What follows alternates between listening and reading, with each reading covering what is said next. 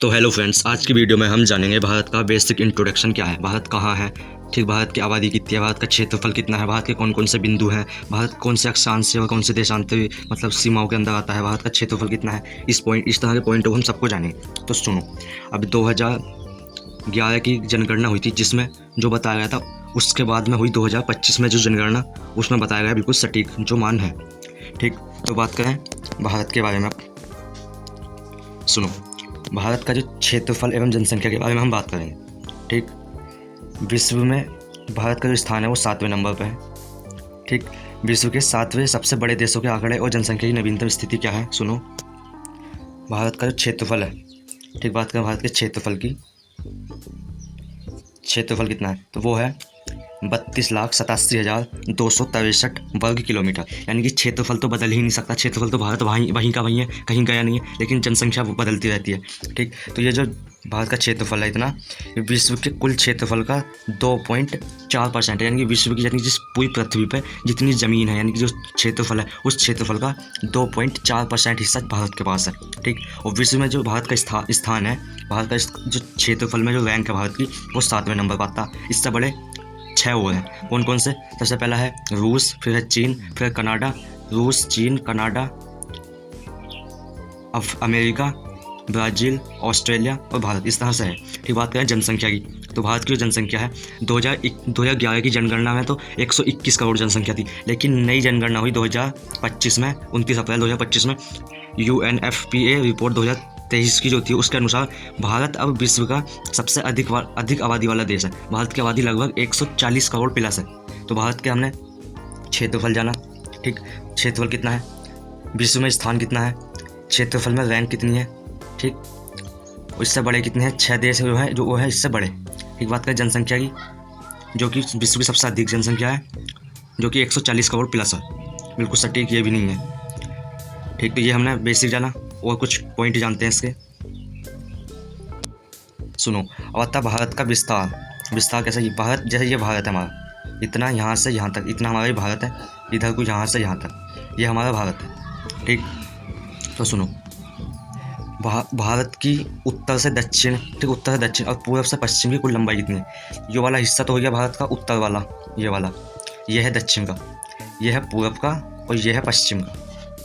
ठीक, अब बात करें कि कहाँ से कितनी लंबाई है, तो यहाँ से यानी कि उत्तर से लेकर नीचे दक्षिण तक की जो लंबाई है वो है 3214 किलोमीटर।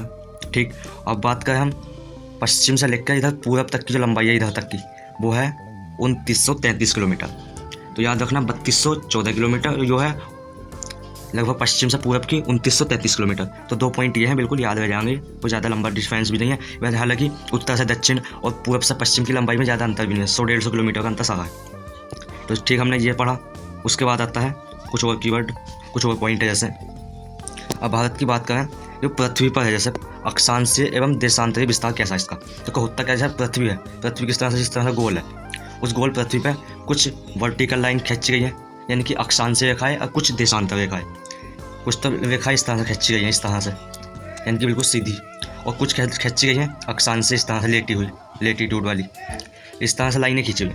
ये क्यों खींची हुई होती है, इसलिए खींची हुई होती है जिससे किसी भी देश की स्थिति बिल्कुल सटीक बताई जा सकती है। वो इतनी अक्षांश और इतनी देशांतर के बीच में आया वाला देश, तो हम बिल्कुल सटीक मान सकते हैं। पश्चिम है भारत का, ये इधर पूर्व है, ये उत्तर है और ये दक्षिण है। ठीक, भारत की मुख्य भूमि सटीक अक्षांश और देशांतर से मतलब निर्देश देता है, इससे पता चलता है कि कहाँ कितना, भारत की कौन सा बिंदु कहाँ है। नीचे वाला यानी कि यहाँ जहाँ से भारत शुरू होता है, नीचे से अक्षांशीय रेखा जो है वो है उत्तर में, तो है उत्तरी अक्षांश पर तो है 8 डिग्री 4 मिनट, 8 डिग्री 4 मिनट अक्षांशीय रेखा।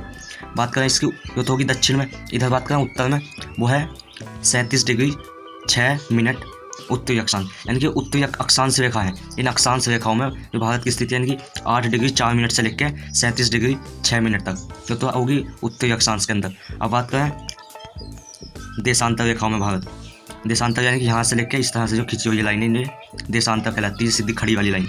पूर्वी देशांतर तो है 68 डिग्री 4 मिनट, और इधर को यानी कि बढ़ते हुए जाए, इधर को लाइनें बढ़ती चली जाए, इधर को बढ़ती चली जाए, तो इधर की जो स्थिति है पूर्व, मतलब इधर पूर्व में, तो ये है 97°4". तो उत्तरी अक्षांश हम कह सकते हैं 8°4 से लेकर 37°36 तक, यानी कि यहाँ से स्टार्ट होकर ये वाला है तक की जो लाइनें जा रही है ये हो गया उत्तरी अक्षांश। अब बात करें पूर्वी देशांतर में 68 से लगाकर 68°7 से 97°25 तक। तो ये हमने उत्तरी अक्षांश और पूर्वी देशांतर हमने समझा।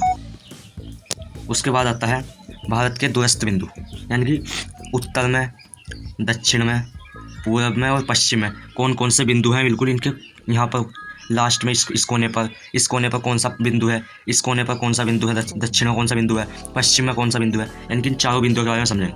तो बात करें उत्तर की, तो उत्तर में है सबसे उत्तरी बिंदु है इंदिरा कोल, जो कि लद्दाख में पड़ेगा। भारत का सबसे उत्तरी क्षेत्र भी है लद्दाख वाला, ठीक। यहाँ इंदिरा कोल। बात करें दक्षिण में, हमने उत्तर में समझा, दक्षिण में है मुख्य भूमि का दक्षिणी बिंदु है कन्याकुमारी, याद रखना कि कन्याकुमारी जो है दक्षिणी बिंदु है भारत का, ठीक। बात करें पश्चिमी बिंदु जो है वो है गुजरात का गुहारमती, याद रखना गुजरात में है गुहारमोती, ठीक। पश्चिमी समझा। बात करें पूर्वी की जो है किबिथु, जो कि अरुणाचल प्रदेश में। अब ऐसा हम कह सकते हैं भारत के उत्तरी मतलब भारत के दूरस्थ बिंदुओं पर जो स्टेट बसे हुए हैं, कौन कौन से राज्य हैं, तो सुनो कौन कौन से राज्य हैं। उत्तर में यहाँ HP यानी कि हिमाचल प्रदेश, ठीक। बात करें इधर दक्षिण में है तमिलनाडु है दक्षिण में। बात करें पश्चिम में इधर हमने समझा गुजरात है। और बात करें इधर पूरब में है अरुणाचल प्रदेश, AP अरुणाचल प्रदेश। तो ये हमने समझा, ये समझा भारत का जो भारत है उसके उत्तर, दक्षिण और पूर्व पश्चिम में कौन कौन से बिंदु स्थित है, तो ये हमने समझा। उसके बाद कुछ और पॉइंट आते हैं, जैसे भारत की जो स्थलीय सीमा है, एक होती स्थलीय सीमा, एक होती तटीय सीमा। स्थलीय सीमा क्या होती है? एक स्थलीय सीमा और जलीय सीमा। जलीय सीमा को ही हम तटीय सीमा भी कहते हैं। भारत की कुल भूमि सीमा और तटीय रेखा की लंबाई के बारे में हम समझेंगे। तो सुनो, होता क्या है, भारत है, जैसे ये हमारा भारत है, ठीक, इस तरह से ये हमारा भारत है। तो होता क्या है, इधर का जो एरिया यहाँ से लेकर इधर का जो वाला एरिया यहाँ तक का जो एरिया ऊपर का, तो ये वाला तो है यानी कि स्थलीय मतलब इस पर हम स्थान पर रहते हैं, स्थल करते हैं, यानी कि यहाँ पर जल नहीं है, ठीक। बात करें एक है ये वाला नीचे वाला, बात करें इधर ये नीचे वाला जो एरिया ये वाला, ये है तटीय क्षेत्र, यानी कि हम इसे जलीय क्षेत्र भी कह सकते हैं, क्योंकि इसके चारों ओर इधर समुद्र है, इधर बंगाल की खाड़ी हो गई, इधर अरब सागर हो गया, ठीक, इधर हिंद महासागर हो गया। इस तरह से ये तो हो गए ऊपर के, तो हो गए तटीय सीमा, और मतलब ऊपर की तो होगी स्थलीय सीमा और नीचे की होगी तटीय सीमा। बात करें जो ये है यहाँ से लेकर यहाँ से ये स्थलीय सीमा, जो इसकी जो लंबाई है, स्थलीय सीमा की जो लंबाई है वो है 15,106.7 किलोमीटर, यानी कि हम कह सकते हैं 15,000 से कुछ फालतू है, 15,000 किलोमीटर दूर की लंबाई है ऊपर से, यानी कि जिस पर हम स्थान करते हैं स्थलीय सीमा की लंबाई। अब बात करें हम तटीय सीमा की लंबाई, जो कि यहाँ से लगाकर यहाँ तक लगा, उसकी जो लंबाई है वो है 11,098 किलोमीटर, 98.81, यानी कि हम कह सकते हैं 12,000 की लपेट में लगभग पहले नापी गई थी। तो यहाँ से लगा कर वो बिल्कुल ज़्यादा सटीक नहीं नापी गई थी, जो कि 7,000 कुछ किलोमीटर बैठ हुई थी। लेकिन नई तकनीकों के हिसाब से नापा तो ये, और कुछ ये केंद्र शासित प्रदेश हैं, कुछ ये अनुमान है, कुछ निकोबार द्वीप समूह यानी कि द्वीप है, इनकी लंबाई को भी मिलाकर लगभग वो बैठ हुई है 12,000 किलोमीटर की लपेट में। तो ये हमने समझा भारत के बारे में। कुछ और पॉइंट समझते हैं, जैसे सुनो, भारत का समुद्री क्षेत्र कैसा, समुद्री क्षेत्र होता क्या, यहाँ से इधर से यहाँ तक ये भारत का समुद्री क्षेत्र है, ठीक। इधर ये समुद्री क्षेत्र, सुनो तो होता क्या है, समुद्री क्षेत्र कहाँ तक होता है हमारा, तो इधर तो सारे में समुद्र, यानी कि इधर समुद्र है, ये तो तट, यानी कि इनके तट से इधर को समुद्र है। तो इस समुद्र के बारे में समझेंगे क्या है। UNCLOS 1982 के अनुसार भारत के समुद्री अधिकारों को 3 क्षेत्रों में विभाजित किया गया था। एक होता है प्रादेशिक क्षेत्र, एक है संलग्न क्षेत्र, एक होता है अनन्य क्षेत्र, यानी कि अनन्य आर्थिक क्षेत्र। तो होता है क्या, संपूर्ण क्षेत्र, यानी कि प्रादेशिक क्षेत्र को हम बोलते हैं संपूर्ण क्षेत्र। इसमें क्या होता है, यानी कि हमारे तट, यानी कि तट से बिल्कुल भिड़ा हुआ क्षेत्र है, यानी ये वाला क्षेत्र है, ये होता है 12 समुद्री मील, यानी कि हमारी तट से लगाकर 12 समुद्री मील तक की जो क्षेत्र है वो हमारा संपूर्ण अधिकार है। उस पर हम जो चाहें वो करते हैं, यानी कि यहाँ हम अपने जहाज़ खड़े करते हैं, यहाँ हम घूमने जाते हैं, यहाँ कुछ तटीय क्षेत्र होते हैं, तटीय क्षेत्र पर हम यहाँ कुछ भी यानी कि व्यापार कर सकते हैं। ये हमारा बिल्कुल संपूर्ण अधिकार है, यहाँ हमारे देश का अधिकार होता है। तो ये होता है 12 समुद्री मील तक का क्षेत्र। उसके बाद जो अगला क्षेत्र आ जाता है उसे बोलते हैं संलग्न क्षेत्र, यानी कि जहाँ सीमा शुल्क, स्वच्छता और वित्तीय अधिकार है, यानी कि जो कि 24 समुद्री मील, यानी कि हमारे यहाँ से लगा कर यहाँ तक जो क्षेत्र जो कहलाता है इधर वाला तक होगा, ये हो जाता है 24 समुद्री मील तक की दूरी तक का। इसके अंदर क्या होता है, यानी कि यहाँ हम जो बड़े बड़े हमारे जैसे भारत के जो बड़े बड़े काम होते हैं, जैसे कुछ मिसाइलें बनाई जाती हैं, कुछ मिसाइलें लॉन्च की जाती हैं, यानी कि कुछ हमारे यानी कि यहाँ हम स्वच्छता फैलाते हैं, यानी कि यहाँ द्वीप समूह पाए जाते हैं, यानी कि यहाँ पर हम अपना हालांकि यहाँ भी हमारा अधिकार है, लेकिन यहाँ हम बिल्कुल संपूर्ण नहीं है, यहाँ कोई भी नहीं जा सकता, मतलब इस तरह से नहीं कि कोई चला जाएगा, यहाँ कुछ गिने चुने परमिशन लेकर जाना पड़ता है। तो यहाँ पर हमारा सीमा शुल्क है, कोई देश के अगर कुछ भी आएगा, लोग आएंगे यहाँ तो सीमा शुल्क देना पड़ेगा, ठीक। उसके बाद आता है ये वाला क्षेत्र, यहाँ से इधर का ये वाला बात करें इस क्षेत्र की, इसे होता है हमारे मतलब इस यहाँ से लगाकर इधर हमारे भारत की तटीय सीमा से लगाकर लगभग यहाँ तक का क्षेत्र समुद्र का, इसे यो है 200 समुद्री मील दूर तक का।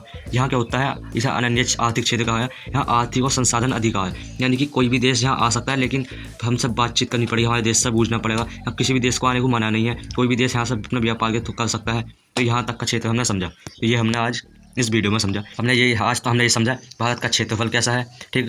भारत का क्षेत्रफल, भारत का कितना क्षेत्रफल है, कौन सा स्थान है, क्षेत्रफल में रैंक कितनी है, विश्व में कौन से हिस्से बड़े हैं, जनसंख्या कितनी है, इस बारे में समझा। उसके बाद भारत का जो उत्तर से दक्षिण तक की लंबाई, पूर्व से पश्चिम की लंबाई समझी। उसके बाद हमने अक्षांश और देशांतरीय विस्तार समझा। उसके बाद हमने भारत के कुछ बिंदु समझे, ये उत्तर में कौन सा बिंदु, दक्षिण में कौन सा, पूर्व में कौन सा, पश्चिम में कौन सा, ये बिंदु समझे। उसके बाद हमने यानी कि जलीय सीमा कितनी लंबाई है, और यानी कि तटीय सीमा बोलते हैं जलीय सीमा को, और स्थलीय सीमा कौन कौन से कहाँ तक लंबाई है उसकी ये समझा। और कुछ हमने ये समझा समुद्री क्षेत्र कितना लगता है। तो आज की वीडियो यहीं तक है। वीडियो अच्छी लगी वीडियो को लाइक और चैनल को सब्सक्राइब करना ना भूलें। Thanks guys.